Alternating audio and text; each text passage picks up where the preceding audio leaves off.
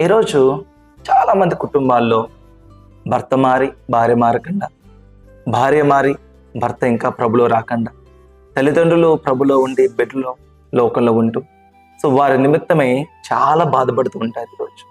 ఒకవేళ మీ ఒక్క కుటుంబమే ప్రభుని అంగీకరించున్నారేమో, ఇంకా మిగతా వాళ్ళు చాలామంది అంగీకరించాలి అని ప్రార్థన చేస్తున్నారేమో. ఈరోజు ఈ వాగ్దానం మీకోసం. అడుగుడి జనములను స్వాచ్ఛముగా ఇస్తానని సెలవిచ్చాడు.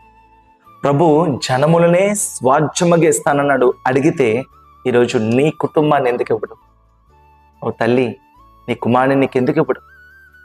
ఓ భర్త నీ భార్యని ఎందుకు ఇవ్వడు?